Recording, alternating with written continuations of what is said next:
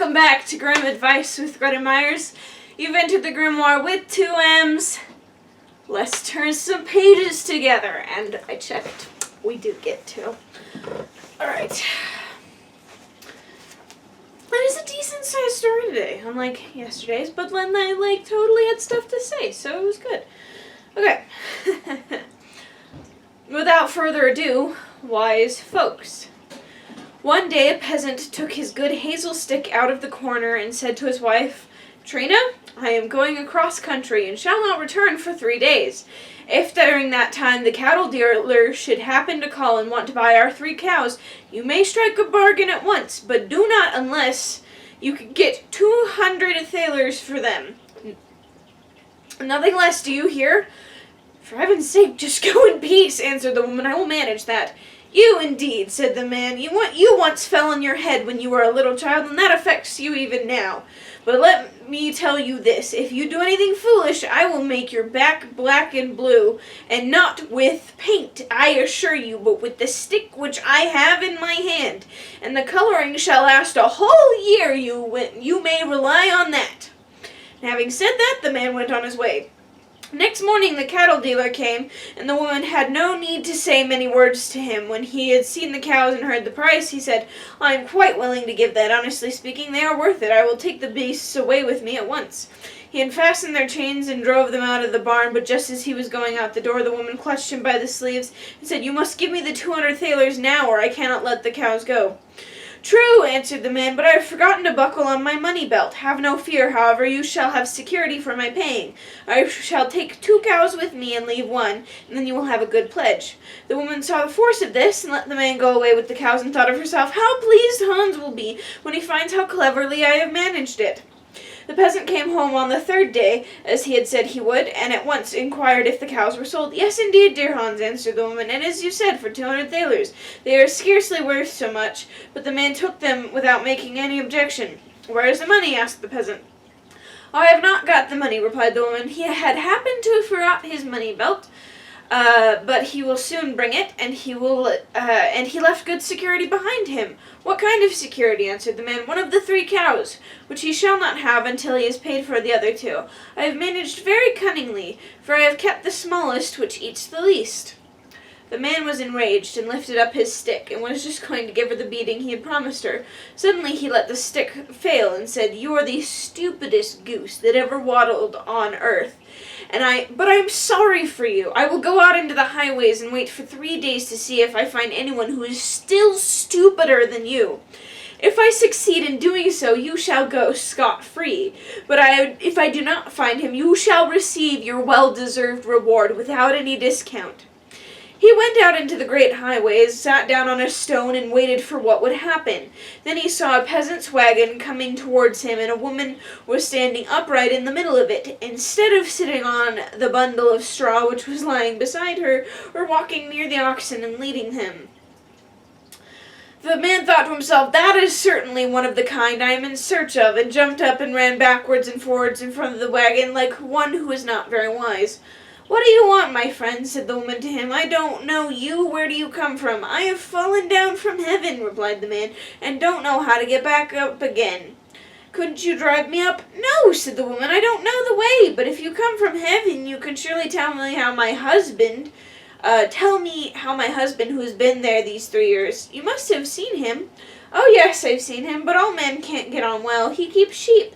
The sheep give him a great deal to do. They run up the mountains and lose their way in the wilderness, and he has to run after them and drive them together again. His clothes are all torn to pieces, too, and will soon fall off his body. There is no tailor there, for St. Peter won't let any of them in, as you know by the story."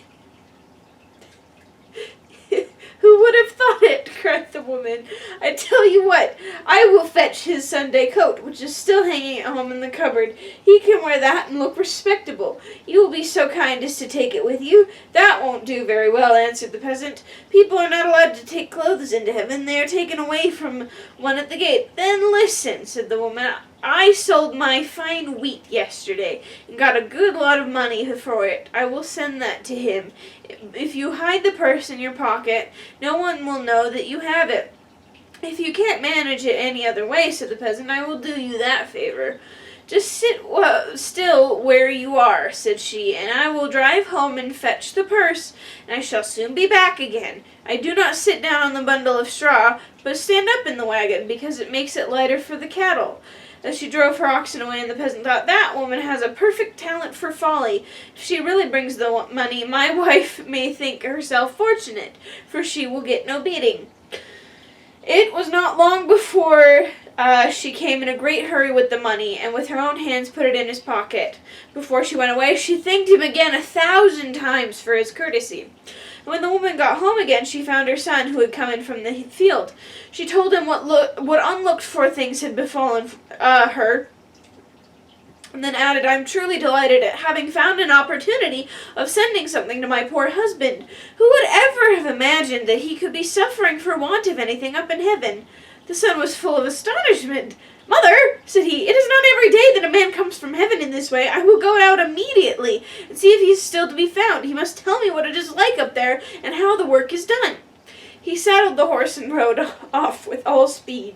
He found the peasant, who was sitting under a willow tree, and was just going to count the money in the purse.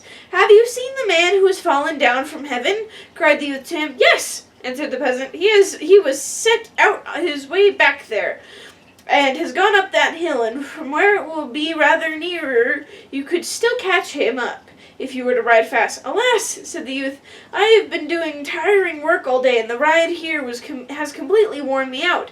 You know the man, be so kind as to get on my horse and to go and persuade him to come here. Aha, thought the peasant, here is another who has no wick in his lamp. But he said, why should I not do you this favor, and mounted the horse and rode off in a quick trot. The youth remained there till night fell, but the peasant never came back. The man from heaven must certainly have been in a great hurry and would not turn back, thought he, and the peasant has no doubt given him the horse to take to my father. He went home and told his mother what had happened, and that he had sent his father the horse so that he might not have to be always running about. You have done well, answered she. Your legs are younger than his, and you can go on foot. That when the peasant got home, he put the horse in the stable beside the cow which he had as a pledge, and then went to his wife and said, Trina, as your luck would have it, I have found two who are still sillier fools than you. This time you escape without a beating. I will store it up for another occasion. Then he lighted his pipe, sat down in his grandfather's chair, and said it was a good stroke of business to get a sleek horse and a great purse full of money into the bargain for 2 lean cows. If stupidity always brought in as much as that, I would be quite willing to hold it in honor. So thought the peasant, but you no doubt prefer the simple folks. I'm with the narrator on this one. I prefer the simple people over this rat, this horrible person, this evil man. First off, do not beat anybody. I don't care. I don't do it. I just don't do it. No beating. No beating. No. I cannot stress how much. No, don't.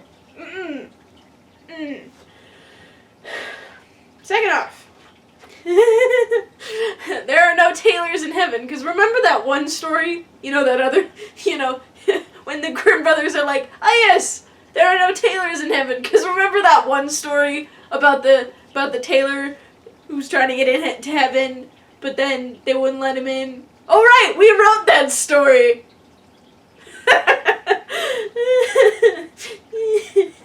Okay, okay. Don't beat people. Nope, don't do it.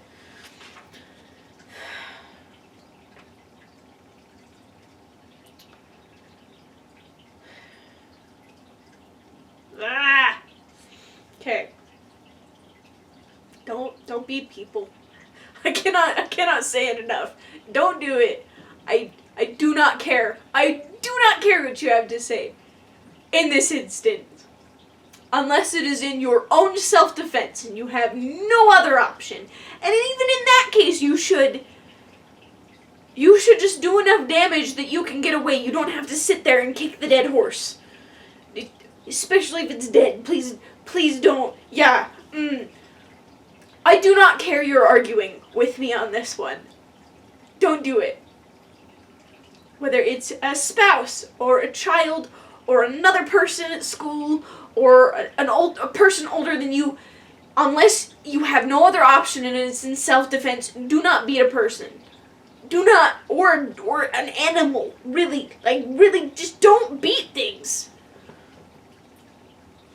I'm telling you, it's invalid. I do not say that very often. But when I do, you know I mean it. Don't beat things. I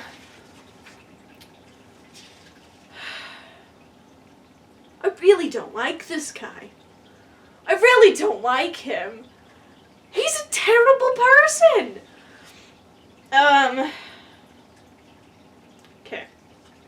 He's an awful, awful person. He beats his wife. He tries to get more money for things than they're worth. And he takes advantage of people. He takes advantage of good, honest people.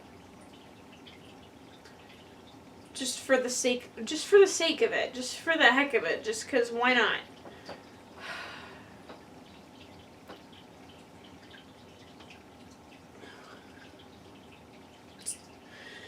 Okay. Moving past that. Like, he was like, you were dropped on your head as a kid. So no wonder you're stupid. You're so... Don't like him. Don't like him. I hate him. I hate people like him. Moving that aside. Like... Okay, here's, I think this is what I want to say. There are terrible people in life, as we have seen by Trina's husband. We are not given a name for him, and I'm frankly glad of it. Trina's husband, he doesn't deserve her. There are terrible people in this world who will take advantage of you, who will beat you, whether physically or emotionally, or mentally, or otherlies. Like, there are people who are going to hurt you, just for the heck of it. Like, as we see, this guy had no real reason.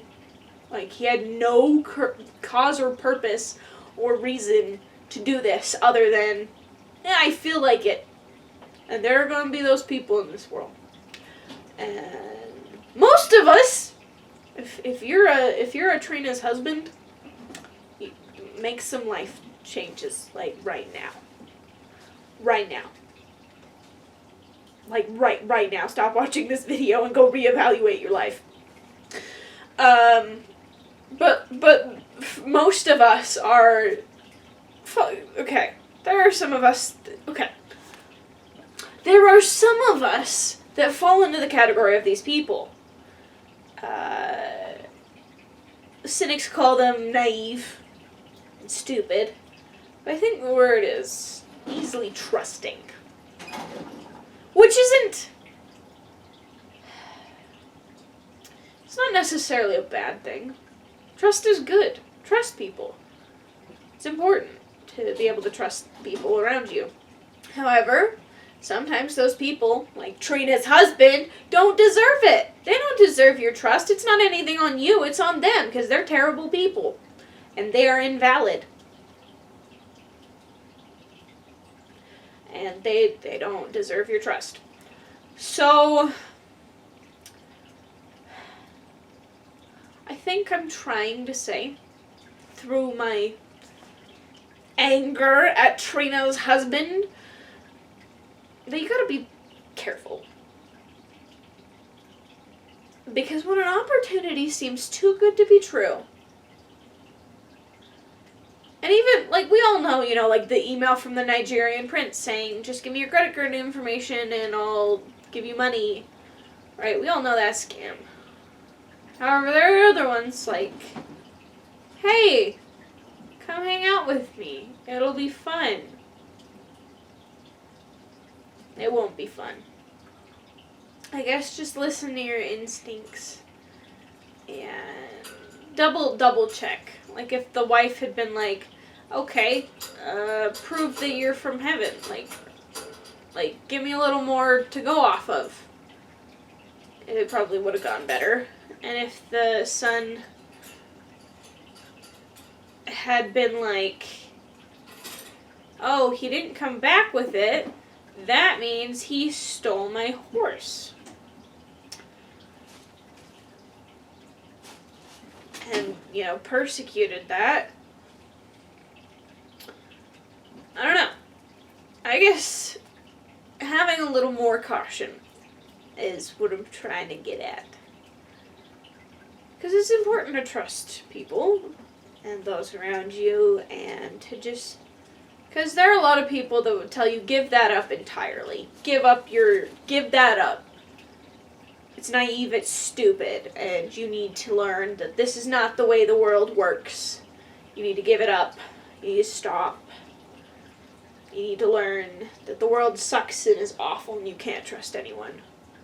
No! No! No! That's not true either. Is the world a perfect and happy place where everybody's trustworthy and nobody's gonna hurt anybody just because they feel like it? No. Is the world completely cold and dark and bleak and awful and the worst and nobody's trustworthy and everybody's out to get you? No. There's somewhere in the middle where there's good people and there's bad people. And that's the way it is. So you just gotta learn to be a little more cautious and learn how to tell the difference. That's what I'm getting at. And above all, don't beat people. Don't do it. just don't do it. Don't even get close. No. Draw the line. Alright, my gremlins. Thank you for joining us for another happily ever after, or not so happily ever after. Should probably put a warning about abuse into the thing, but, I will. So, either way, well, that's up for you to decide. What you decide is valid, because you're valid. You are. Unless you're beating people, then just don't do that. Either way, this... okay, that's up to you. And either way, this is the end for this episode, so tune in later and we can learn more and turn new pages together.